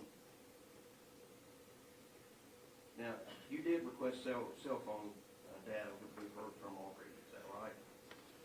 Correct. We had started working with as soon as before we even set up our command post, we started contacting our agent, Andy Valley, who also works with FBI agent Carla Rexing, who also analyzes phones and the type of data that Agent Light does. And he started submitting paperwork to AT&T and other companies for the victims' phones to start getting their data. Okay. Were you able to determine where the phone came from? The phone in question that Agent Scott Yes. Lawson. Dyer County Sheriff's Department whenever they gathered the video from Walmart the night before on the 28th, They also found, got a receipt from Walmart showing that a purchase by the victims of the burlap, the camouflage burlap, or similar camouflage burlap that was at the crime scene, along with a cell phone. Sorry, General. Do you recognize that This is the receipt I've seen, correct? from the cell phone purchase? Right. And do you know who it was that purchased that cell phone? At the time, I was told it was one of the victims. I believe, or I do recall that I've been told that Mr. Braylon Williams was actually seen on camera purchasing the phone. Did you make that exhibit your testimony? I will. Without objection, Mr. Huffman. Show this mark, thank you, Exhibit 6.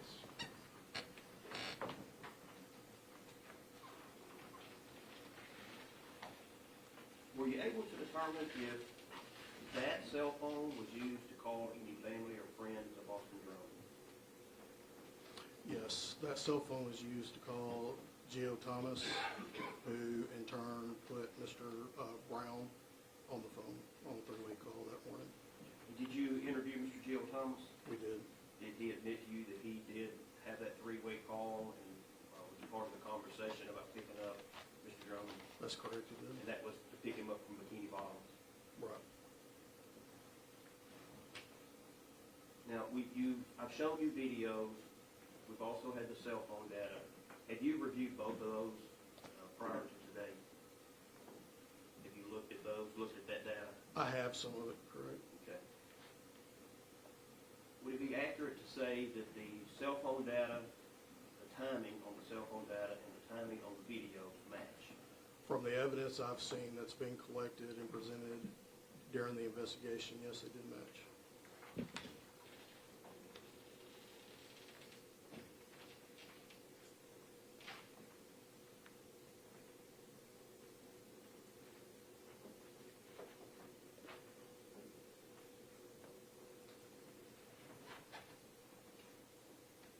When were you able to take Austin Drummond into custody?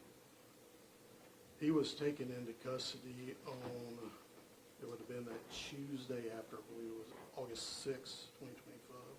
So a week later? Correct. After being taken into custody, are you aware of any statements that Mr. Austin Drummond has made while being incarcerated? I've been listening to his phone calls, correct? Did he give an interview with a reporter in Nashville? Yes, he did. And in that interview, did he admit that he was at the scene at the time of the murders? He did. Did he also admit that he had dropped the child off on the side of the road at Dyersburg? I don't recall that part. No. Are you aware of the fact that Austin Drummond has previous felony convictions? He does.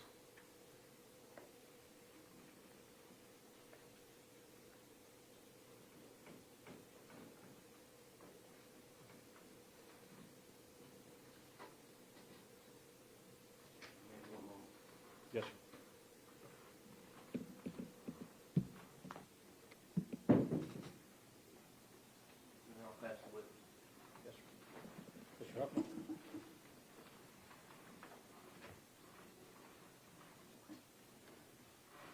Good afternoon, Agent Tubbs. A Yes, few sir. questions.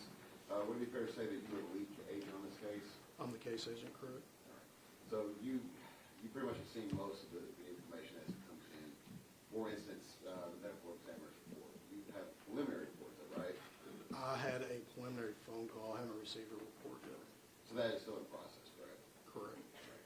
Now, you said you called the violent crime scene, I guess, investigative team. Is that what's the name of that team? The violent crime response team is essentially our crime scene unit. Okay, and they were the ones who processed the scene. Correct. Did you have any involvement in processing the scene? I did not. All right, do you recall how many were any shell cases recovered? There was. Do you recall how many? I did not. I was not told the number. Do you know what type of cases were recovered? So this is an area where people go out and target practice, from what I was told. I'm not from Lake County.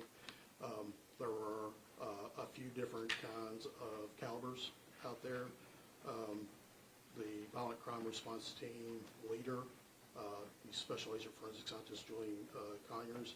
I had a conversation with him, and he said the majority of the cartridge casings that was around the White Rogue were 45 caliber. But there were multiple shell casings, multiple types of shell casings. Multiple calibers of shell casings, correct. Cartridge casings. Now, did you process this thing at all yourself? I did not. We stepped back and called them. Did they take photos, that sort of thing? They take photos, they take measurements, they collect evidence, the whole range.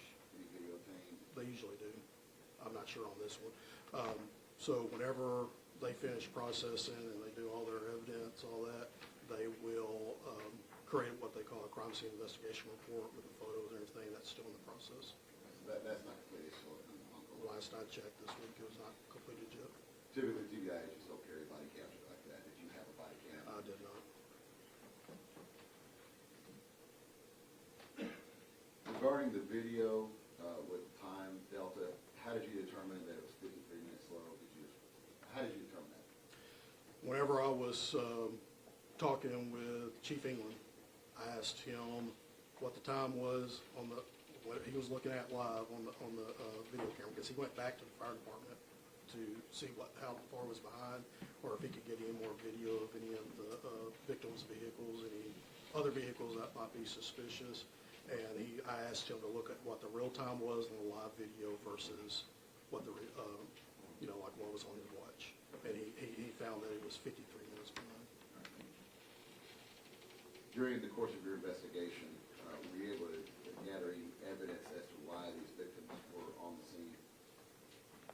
During interviews, yes, we were told by family a possibility about why they were out on the scene. And what was that possibility? The introduction of contraband into the Northwest Correctional Facility.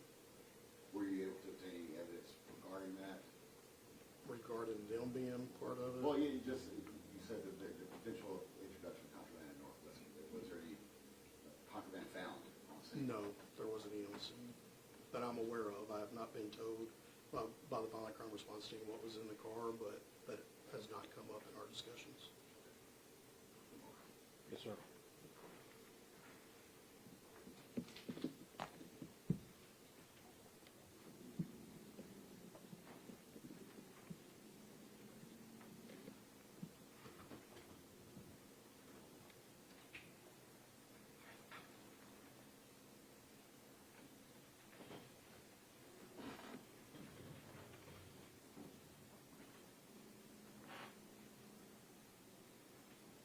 No further questions.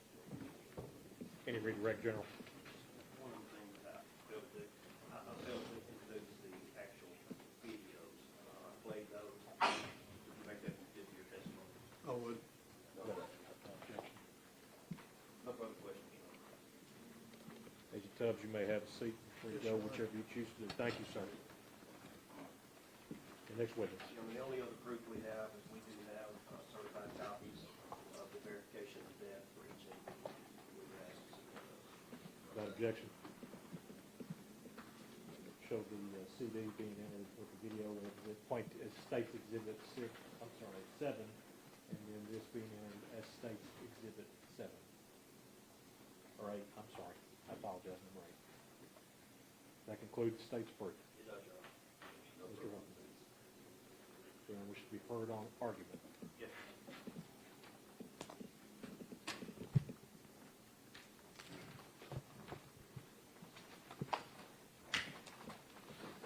You've heard all the proof in this case.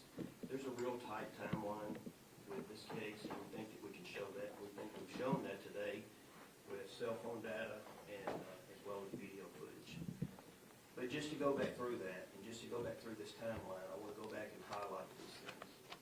At 6:27 a.m., the Dodge Charger and the Chevrolet Traverse are going north towards the crime scene on the fire department camera in Tiptonville.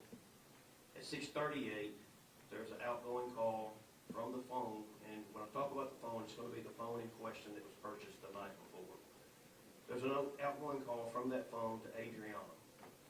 At 6:47 a.m., the truck driven by Matthew Wilson, the red and white vehicle, comes into Tiptonville. It's northbound, goes towards the crime scene. At 6:45 a.m., I'm sorry, 6:54 a.m., there's the first time advance bar on the cell phone, and that is near Tippinville. At 7:01 a.m., there's an outgoing call to Adriana once again, and that's the last call, Adriana. It lasted 32 seconds. Which one, what time was that, General? That was at 7:01 a.m. At 7:25 a.m., red and white vehicle is seen traveling southbound on the video in Tippinville, going past Williams Garage and the Mexican restaurant. And at that same time, a call starts at 7:25, and it lasts until 7:29. That's a three-way call from that phone that's in question to Giovanni Thomas and Tanaka Brown. Both of those individuals did admit in their testimony today that they were on the phone with Austin Drummond at that time. 7:26 a.m., time advance data shows that that phone is now moving south. At 7:44, I'm sorry, let me back up. Between 7:25 and 10:06 a.m., there are approximately 15 calls between that phone number and Giovanni Thomas. At 7:44 a.m. and up until 9:04 a.m., so almost a 2-hour period, a little short of, I'm sorry, not 2 hours, almost an hour, a little over 45, 50 minutes. It shows that the phone is actually at Bikini Bottoms in Dyer County, and it's stationary, it's sitting there. From 9:17 to 10:04, the time advance showed that there was southbound movement once again. This time it was going towards Jackson, and this is at the time that testimony was that Tanaka Brown had drove from Jackson to Bikini Bottoms to help push the red and white vehicle into the ravine, pick up Austin Drummond and the child, and drive them back to Jackson. He drove them to the Clareton Inn to pick up the Audi. He then went to pick up a vehicle from Gio and Michelle, and that was a rental vehicle. He had the baby with him this entire time. At the time of 11:55 until 12:07 p.m., we now have a different vehicle, and we have the Nissan Rogue with a California license plate that is traveling northbound towards Bells. At 12:39 p.m., that vehicle is seen by license plate readers going through Dyersburg, still traveling north. Between 1:04 and 1:14, it is the approximate time that the cell phone that's been in question the entire time is back at the crime scene. The phone was initially at the crime scene. It left the crime scene. It made phone calls, which witnesses say were made by Austin Drummond. It went to Bikini Bottoms. It went to Jackson. It got the rental car, and now it is back at the crime scene once again. This is between 1:04 and 1:14. At 1:15, you heard testimony from the park ranger that stated that there was a black Charger, a white Traverse, and a Nissan Rogue with a California license plate. And he said it left quickly as soon as he passed the vehicle. Between 1:38 and 2:14 p.m., time advance data showed movement going southbound once again from the crime scene back towards Jackson, Dyer County and Jackson. At 2:15 p.m., the rental vehicle is southbound, according to license plate readers. Between 2:32 and 2:35, it's in the area where the baby was eventually dropped in Friendship. At 2:55, the time advance showed that the cell phone and vehicle was northbound towards Dyersburg.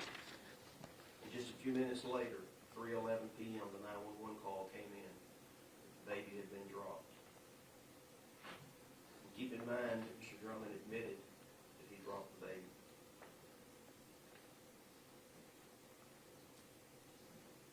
Between 2:57 and 3:23 p.m., the real-time advance showed that the vehicle was traveling southeast, back towards Bells, and back towards Jackson, and was back in Jackson by 3:39 p.m. Between 4:22 and 6:06, and this is really important, there were overlapping arcs. And you heard the testimony was that when there's overlapping arcs, you can almost pinpoint where the person is. And those arcs overlapped right above Austin Drummond's parents' house. And it stayed there for an hour and a half. From 6:34 to 8:44 p.m., it was back to Clarion Hotel, and then at Catlin Speed's residence, who was Mr. Drummond's girlfriend. At 8:17, 911 calls come in about the body being found, and at 8:44, the phone is no longer on network. Your Honor, that is a very tight timeline. The testimony shows that Austin Drummond was at the scene. He admits he was at the scene. He was the person who got the rental vehicle. He's the only person who was in that Nissan Rogue, which video shows came back to the crime scene, was there just a very few minutes and left the crime scene, and that phone and video synced up all the way through from Jackson to the crime scene and back to Jackson. And there's no other person possible that could have been other than Austin Drummond. Your Honor, based upon that, we think that we've proven the aggravated kidnapping. He took the child without consent. It was not his child. He did not have custody. He was not the guardian. He is a convicted felon. Testimony was that these individuals were shot, which means that a weapon was involved. He admits to being on the scene. All 4 individuals are deceased. We think that meets the probable cause for the first-degree murder and the possession of a weapon during the commission of an dangerous felony. Mr. Huffman? Yes, sir. Understanding this is a preliminary hearing and that the burden of proof is probable cause and not beyond reasonable doubt, obviously. There's been no evidence whatsoever that Mr. Drummond fired any weapon. The only evidence that was presented today was that there was a cell phone purchased by one of the victims at the scene and proof that he was present on scene, but no proof as to anybody else on scene, or even that the cell phone was in his hands when he was on scene. The only thing that probable cause was met was that his presence on scene. There was no evidence whatsoever regarding who fired these shots, if Mr. Drummond fired his shots, or if there are other individuals on the scene. So we do not believe that the state has met probable cause regarding the murders. Obviously, there's some evidence regarding Mr. Drummond's having a child, so we would submit that to the court as to determination here at the probable cause hearing. Again, the only thing that the state has shown ostensibly is his presence on the scene and afterwards. There's been no evidence whatsoever that Mr. Drummond fired any of these shots. Any response, General? In regards to the motion filed by the state, do we need to have a hearing at this time regarding that? Okay. What I'm going to do is this. If everybody doesn't mind for a moment, I'm going to take a very brief recess, okay? So if anyone needs to use the restroom, I would tell you to take this time to do so. I'm going to go downstairs and take a brief recess. I'll be back here, folks. Let's try. It is now 2:48. Everyone needs to be back in the courtroom at 3 p.m. sharp. 3 p.m. Okay, we're in recess till then. All rise. Order is in recess.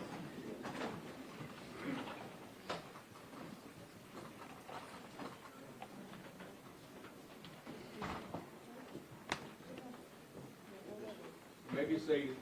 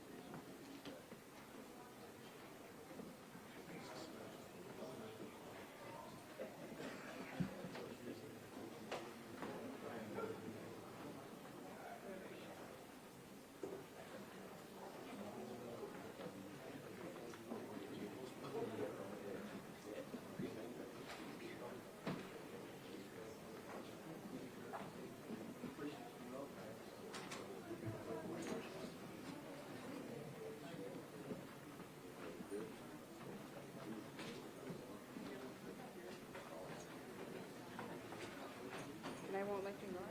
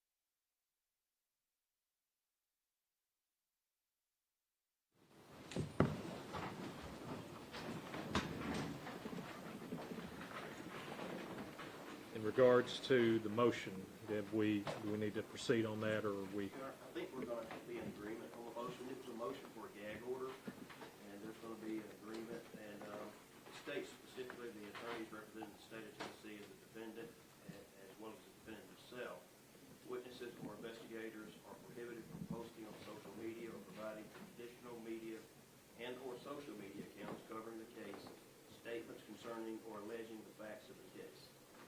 Your Honor, and it doesn't prevent anything with media other than if the facts of the case cannot be discussed. And it includes the defendant. Is that it? Yes, Your Honor. It does contain the safeguards from the Tennessee Supreme Court.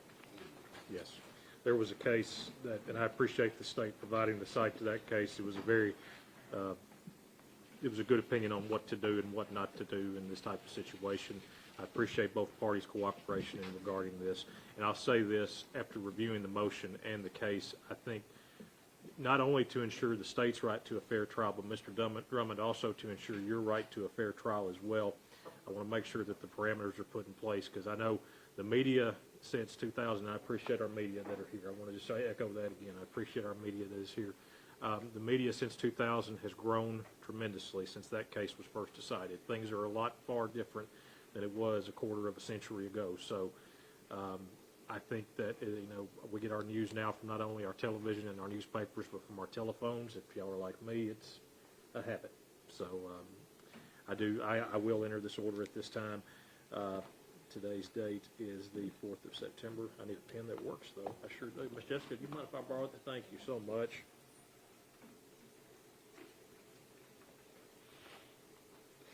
Is there any other matters we need to take up regarding the preliminary hearing? No, But aside from me ruling, I'm assuming. So, There okay. may be one other issue afterwards. Okay. Yes, sir. Okay. I want to thank, before I make my ruling in this, I want to thank the attorneys today. I want to thank all of you for your devotion to this case and your work you've shown in this case here today. Appreciate the state and also the defense attorneys. I know that, and I appreciate Mr. Huffman taking this case, and Mr. Mason. I know this was something you were appointed to, but I appreciate your graciousness in taking this matter on. I do very much, and I appreciate all the parties for their testimony. I appreciate the witnesses that are here today. I want to speak to the family today. I know you heard a lot of things today, things that were not pleasant to hear, but I appreciate the fact that, for the most part, your candor has been respectful to this court, and I appreciate that you've shown this court respect. I don't want that to go unnoticed. To all of you, I want to say this. I know that at this time, this is not the trial today. This is only the first step in that next proceeding.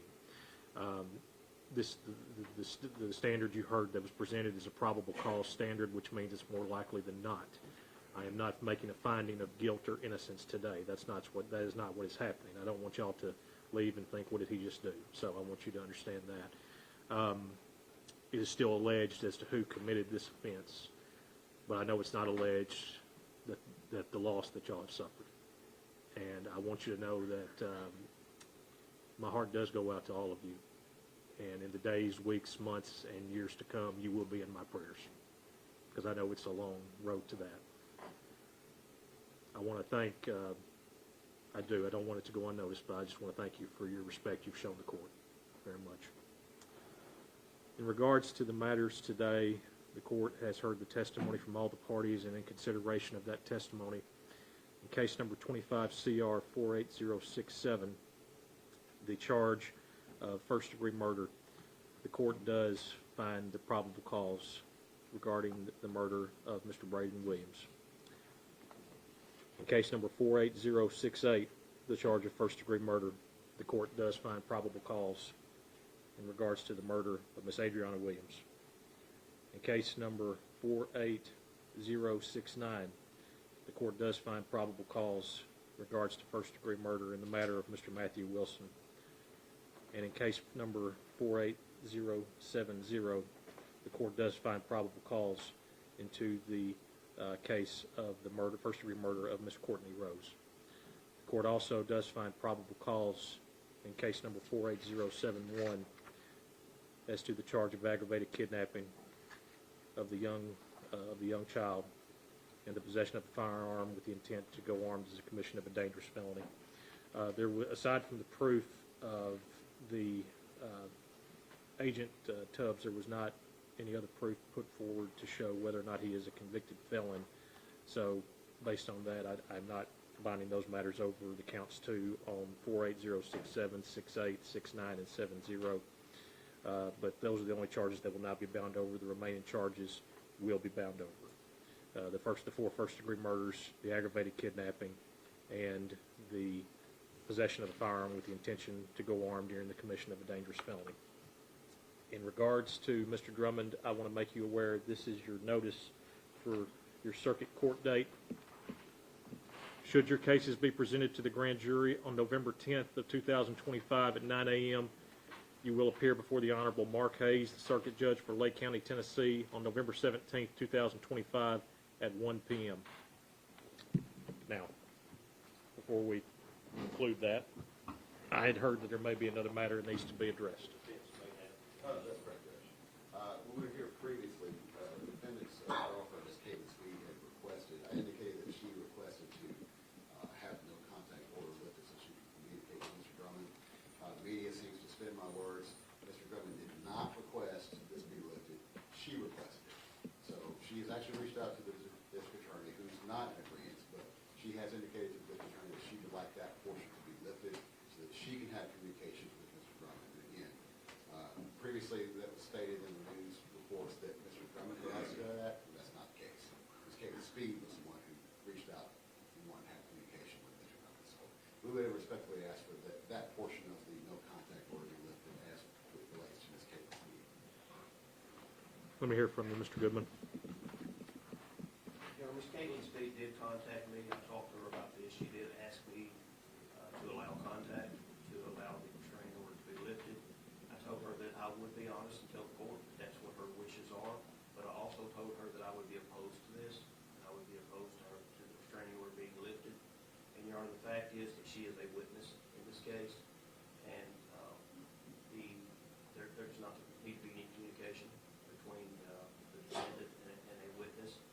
And in addition to that, she's also a member of the family and victims, and we're concerned that there may be an issue there. The restraining order is for all family members of the victims, so we would ask that the restraining order stay in place. She is the mother of this unborn child. I understand that she's being a witness. He can't discuss facts of the case, but we would respectfully ask her to be lifted so he can communicate regarding that portion.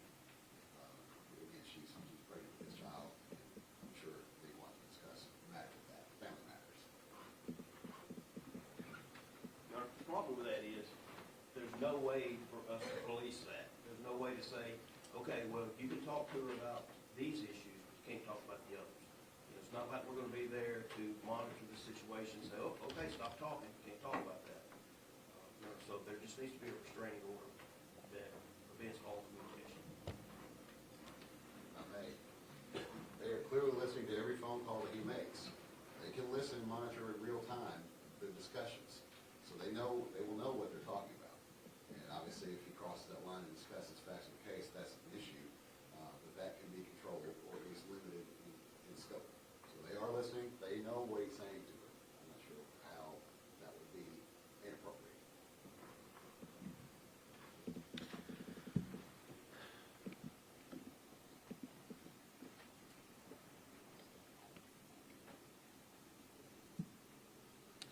I think that the issue at hand is not whether or not it would be appropriate. I think the thing I have to consider in this is that, based on the testimony I've heard here today, it is very likely that she is going to be a witness possibly in this case. That's what I've gathered from the testimony I've heard here today. I am not restricting any conversations between him and his family. If she wants to communicate with his family to give him messages regarding their child, I am fine with that. But because of the fact that there may be an instance where Ms. Speed has to testify at the trial, that's the only thing that kind of puts me in a position to not feel comfortable amending the order at this time for that purpose. So What I will do is that I'll continue to let it remain in place directly between the two of them. However, he is completely allowed to speak with his family and his mother or father or whoever it is that wishes to talk maybe through her to him regarding the status of his child. If it were to be the case that she would not be a witness at a later date, I'm not saying that's not, well, I'm losing jurisdiction of this today, so that's something that if you want to discuss with Judge Hayes, I'm sure he, I'm not going to speak for him, but you could have the right to revisit that at that time. So I'm going to leave. Just to clarify, in order for his third-party contact, you're saying he may have third-party contact as it relates only to family matters, which I know what you're going to say is it may be difficult to police that. I want to clarify that as well, because I thought what you meant was he could talk to his family, and then his family could talk to her, not to take a bill three-way call. Absolutely not. talking to Yes, one another. yes, yes. That's what I understood. That is And my, that has been an issue, and I want to clarify also, make sure the superintendent understands, that third-party conversations Is the same. are violations as well. He can't tell someone, go tell this witness that I said this, that's a violation. he needs to be aware of that, and it appears that based on the testimony today, it should be aware that his phone calls are being monitored. So obviously, does the state oppose him talking to his family? It's not his family, it's just them attempting to relay messages concerning the case to Ms. Speed. Correct. So does that make any sense at all? Yes, sir. Not relating messages regarding the case, but I'm assuming it's okay to relay messages regarding his child. I don't mind that. I mean, that's something regarding his child, but it can't be anything regarding the case or the facts of the case. And I would just say that those are being monitored, those phone calls are being monitored, so that's just something he'll need to understand for that purpose, okay? So it'll remain in place for that. Folks, this is what I want to do before we do anything else. Having found that these matters are going to be presented to the grand jury and the cases will be sent to circuit court, or should he be indicted, what I'm going to ask is that at this time, if the sheriff's department will take him back into custody and transport him back, he will continue to remain without bond in this case. And while they are doing that, I'm going to ask everyone to please remain in the courtroom.